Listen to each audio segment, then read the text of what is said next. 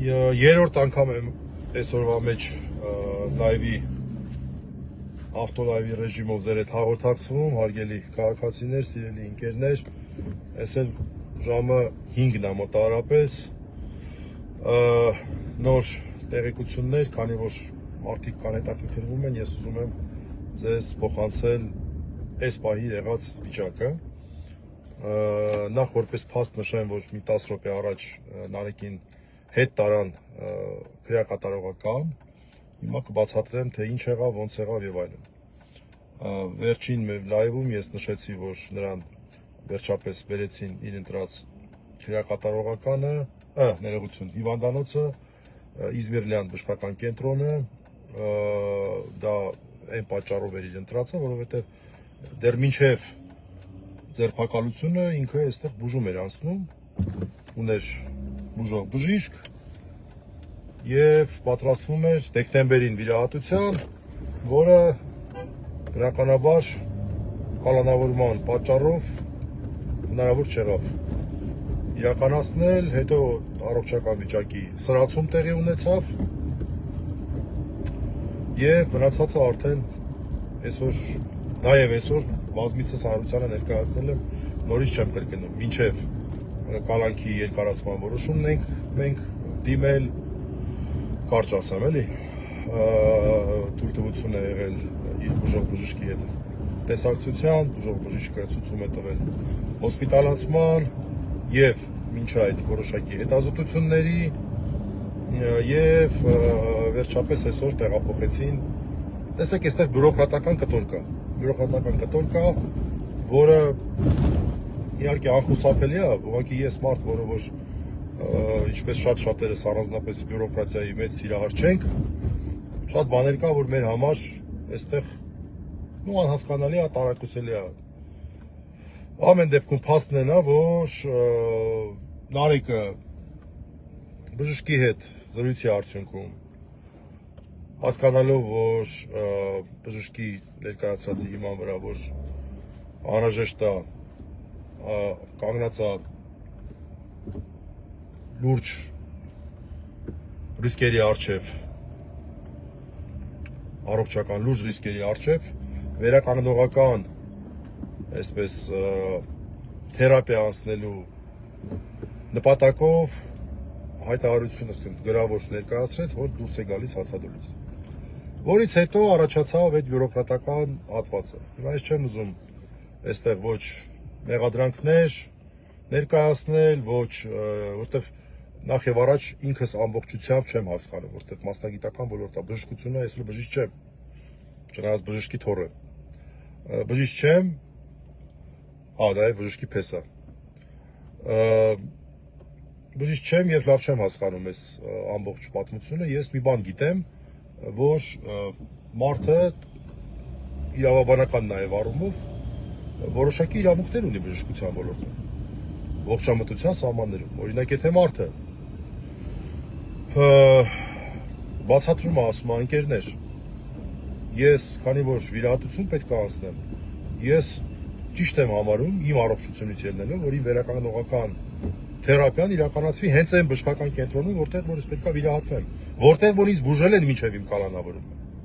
Ես շատ տրամաբանական եմ համարում, անկեղծ ասած, եւ այս տեսանկյունից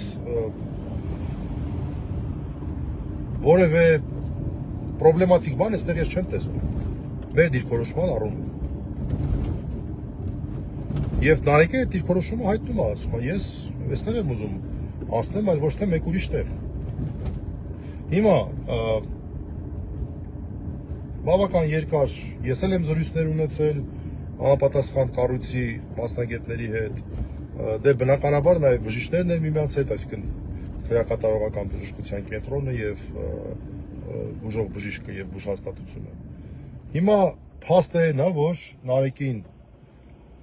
որոշակի արյան հետազոտություն, ոչ թե հետազոտությունը, որ պետք է արվեր, արյան հետազոտություն արեցին, անալիզ վերցրեցին եւ հետ տարան եւ մեզ տրված պարզաբանումը նա է, որ համապատասխան փաստաթղթերը, հետազոտության արդյունքները ներկայացնելուց հետո վաղը դիտարկվելու է նորից բուժկենտրոն վերադարձնելու հարցը։ Մենք ունենք այդ ակնկալիքը, միաժամանակ Նարեկը քարի որ այդ հայտարարությունը տվել էր հացադուլից դուրս գալու, բայց հացադուլից դուրս գալը դա այսպես հանակ մասխարաբան չի։ Նա ասաց, որ իր հրաժարվելու է որևէ վերականգնողական